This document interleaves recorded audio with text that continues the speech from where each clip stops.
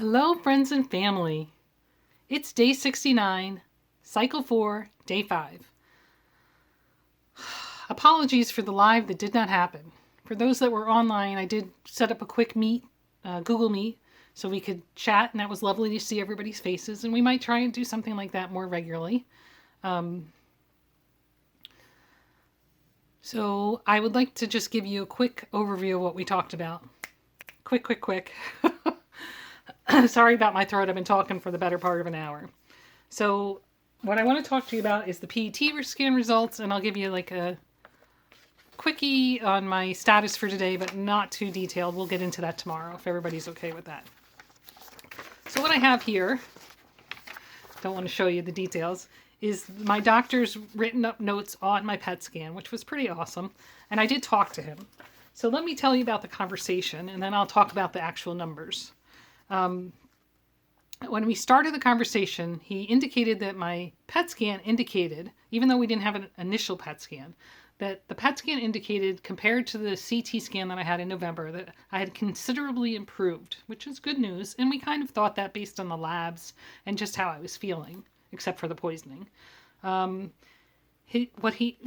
when I look at the PET scan, I'm just looking at the written words on the report, obviously, right? I don't have access to the pictures, and I don't have the medical know-how to read the pictures, but my doctor does look at the pictures in addition to the report from the radiologist. He doesn't just take the data. He's a doctor of many years in this field, so I trust him. I believe what he's saying. I still have questions, but what he indicated was, based on the scan, he believes that the liver is basically resolved, and that what they're seeing on the liver is scar tissue. That he doesn't believe that there's any more metastases there. He thinks it's scar tissue. The good news here is that the liver is a very resilient organ, right? It can regenerate itself. And also, all the liver enzymes have come down into normal. So that even if there's scar tissue there, it is functioning within the normal realm. You know, there's other subsequent questions that I just didn't have the wherewithal to ask because I was taking in all the data about the results. But the next time I get to talk to him, I'll ask more questions, prepare them. You know, like, what are the long-term effects if we have this scar tissue? Does that mean I have to restrict behavior, or the liver's going to resolve itself and it's going to be a non-issue, or it's all acceptable as long as I don't drink or eat certain foods, or, you know, like, what is the big restrictions? The other thing we talked about a little bit in the Google Meet was I could get the name and number through Bill's Newark doctors for like the best liver guy in the state that I would consider contacting if, you know, I wanted to follow up with those types of questions if needed. So certainly I have some options there, but right now the news is that the liver and the lymph nodes near the liver seem to no longer be engaged with lymphoma based on the PET scan results, which is good news. And he feels that the spleen is now minimally engaged, which I'm not sure I totally agree with based on the data in the report, but we don't have the data beforehand to be able to compare it. So I think I talked about this a little bit, but maybe I didn't, so I'll apologize. There's something called the F18 fluorodeoxyglucose, which is the glucose radio tracer, that they injected into me to see where the glucose was going to go in your body, right? That's the PET scan, part of the scan. Now, there was also a CT scan that, without contrast and without holding your breath, that went along with the PET scan. And that allowed them to see the organs in addition to what was going on. You know, CT is basically X-ray. So it was like X-ray plus the radioactive tracer to see what was going on. So, what they call it is a hold on, looking for the word, FDG uptake is an indicator of like where you're seeing a lot of that glucose show up. And then they have something called an SUV, which I have to look up. Sorry, guys. The acronym, I'm not sure what it stands for, but it is a measure of the FDG uptake. And what I've read on my side is that anything with a 2 or below or 2.2 or below means you're cancer free. And of course, there are other reasons, which I talked about in previous videos, where your FTG uptake could be elevated and therefore your SUV, but then it becomes SUV level. Then it becomes the job of the radiologist and the doctor to look at that data and figure out somewhat subjectively, is this cancer or something else that's going on? Like you just ate, or you exercised, or you smacked your leg and you bruised something, you know, like, and your body's regenerating and it needs glucose, right? So there's other reasons why glucose would go to one area of your body. But okay, so that's my comment. So when I look at the spleen data, it says the uptake is 5.5, which is near a little bit over double what cancer-free is. But the overall message here, and let me continue, I'll give you a little more. The breast implants from the breast cancer and all of my reproductive organs and the lymph nodes in all of those areas have no FTG uptake, which indicates that, to their knowledge and what they can see, there is zero lymphoma or cancer engagement in those old cancer areas. And beyond that, we knew already that the lumbar puncture and my bone marrow were not engaged based on those tests that we did in November-December timeframe, but they were also able to corroborate in the PET scan. They don't see anything in those areas as far as lymphoma. So that's all good news. And then I guess the last thing from this perspective is as kind of a side effect, and I think I still owe you guys a PET tutorial, which I have totally written up and haven't done, so maybe if I'm feeling okay this weekend I could try it. As a side, the other thing, the PET scans are regularly used for cancer, obviously, but they also use them for brain issues and for cardiac, heart and vascular issues, like they can see. So as a side note on the PET scan, my brain is good. There's no areas of concern. They don't see any lesions or anything going on in my brain related to cancer or otherwise, Alzheimer or anything else brewing. And there were no clots, pulmonary embolisms, or anything else in the vascular system that was of any concern. So that was all great news from that perspective. Now, to give you some hard numbers, on the liver, they're measuring now at approximately 5.6 centimeters by 5, compared to 9.3 by 6.5 centimeters from the November CT scan. And before that was metastatic, largely metastatic, the mass. And like I said, the doctor believes it's no longer cancer. It's not metastatic, but he thinks what they are seeing is scar tissue. Not unclear to me how much of it is scar tissue. That's a conversation to ask the next time. I didn't think of that at the time. And I didn't have the report right in front of me when he was talking, so that was another issue. I had read it, but I didn't have it committed to memory. What else do I have? And the spleen is now, at the time that I had the scan in November, the CT, they indicated the spleen was nearly doubled in size, is now normal sized. So again, even though it's still engaged with the lymphoma, which we would expect because it's the main organ, one of the main organs of the lymphatic system, it's reduced in size. I'm just looking here. Let's see. The splenic mass, the value is 5.5, the SUV value, with a maximum value of 5.5. So in some areas it wasn't that high. And then the, let's see, it was measured from 5 by 1.9 centimeters, where it used to be 9.3, well, it's normal size measuring 9.3, and it was over 13.5 in the CT. So all indications are that the spleen has greatly reduced in size, and the amount of cancer we can hypothesize is greatly reduced.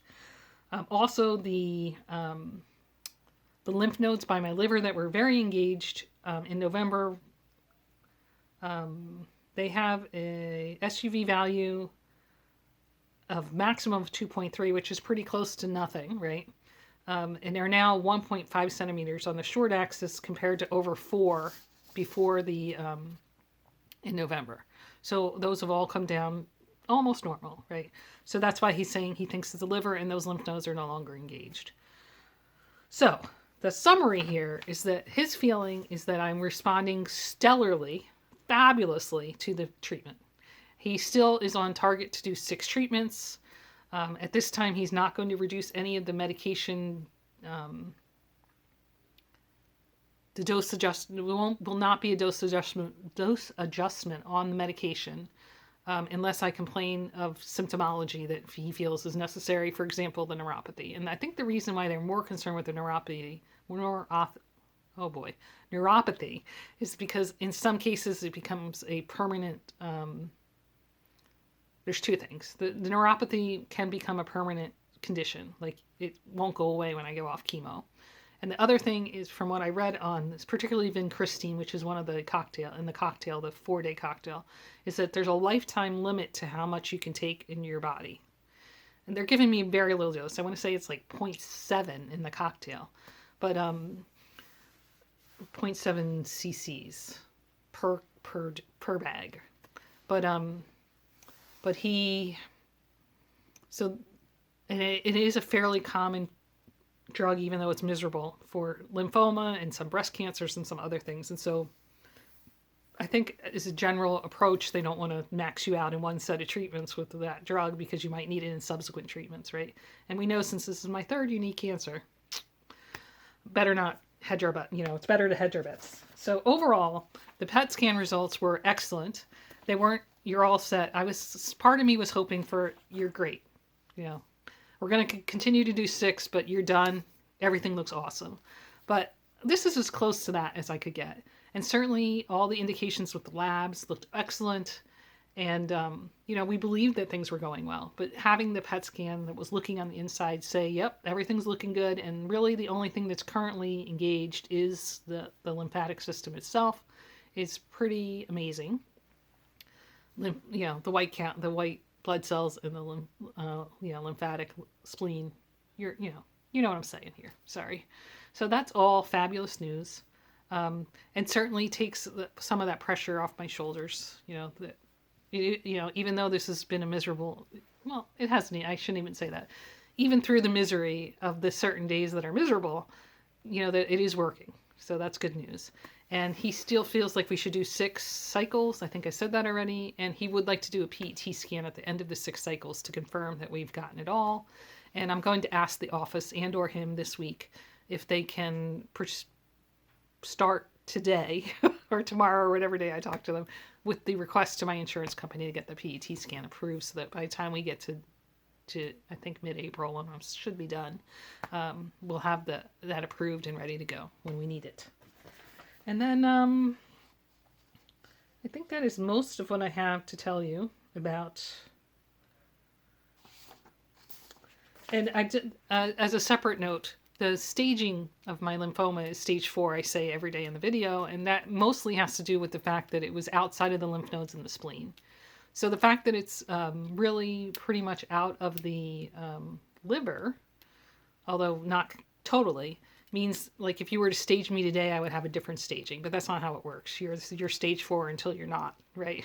So I'm stage 4, but all indications are pretty good that the treatment is working, and I have good days ahead, right? Many, many good days, I hope.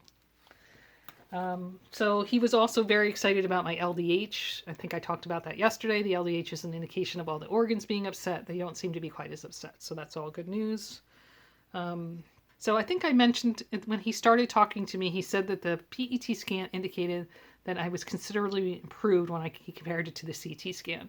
By the time we finished the conversation, he said dramatically improved, which I wrote down because considerably and dramatic, I think, are very different words that mean very different things. So I think overall he's very pleased with the progress I'm making and feels that the treatment is the right course and is working. Is it too aggressive for what I had? I don't know, but I think this was a very aggressive cancer.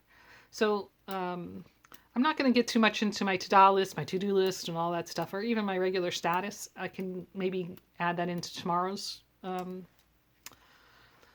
video. Overall, things are okay. I did have the cytotoxin today. Not great. It wasn't good timing to try and do the live stream. I apologize for the technical difficulties I had, and we'll try again. And we did have a good time with the Google Meet, so I might try and set something up like that where we can meet in person if you want to be on camera and really talk. So that was lovely. I'm just looking here if I have anything else.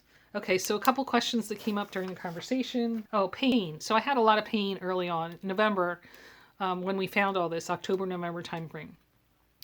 One question was, how's the pain? And my answer there, and I gave a kind of long-winded answer on the last call, but I'm going to give you a short one, was I think the pain is mostly resolved. And a lot of the pain had to do with a lot of swelling and, all the masses and the spleen being enlarged and the liver masses and the lymph nodes being enlarged. And then there was a lot of swelling in the abdominal cavity and extra fluid. And all of that made me very uncomfortable. I was unable to wear jeans or anything constricting. And certain positions hurt. I had to recline even in the, my office chair. I can say that I can sit in my office chair for many hours now, although I get up frequently because I'm a fidgeter, without that pain. And I'm able to wear jeans for a full day without any issues from that perspective. So I'd say the pain is resolved. And I would say that it had started to resolve even after the first treatment. So in the hospital. I had done a couple quick tests and it had definitely started to resolve. I don't think it fully resolved maybe till cycle 2 or into, after it was healing on cycle 1, but definitely showed significant improvement. So that's all good news. Trying to think if there's anything else.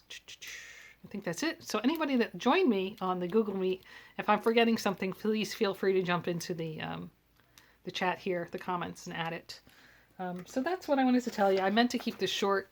I'm sorry I'm chattering. But I just wanted to let you guys know. The summary here is the PET scan results were pretty awesome.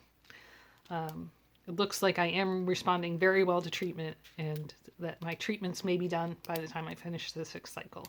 And I do have some questions for my doc, but I'll try and compose them and ask them the next time. But overall, great news. So thank you so much for joining me on this journey. I apologize that my live didn't go as expected. I'll keep trying. Maybe I'll do a test live where it's not a real live, see if I can get all the software working and try a different PC and all that kind of stuff and see if we can get it going. And then we can introduce that more regularly. Another choice is for me to record the video, but premiere it. And if I premiere it, then my recording is set, but I can be live in the chat and chat with you interactively. So you can ask questions about what I'm saying and I can respond. So it's not as good as a live, but it's a little better than just me broadcasting, a little more interactive. So we could try that as well. But first I'm going to try to see if I can work on the live and or set up some kind of regular Google Meet because we did have fun there. All right. Well, thank you all so much for joining. I love you. Remember, every day is a gift. Live it.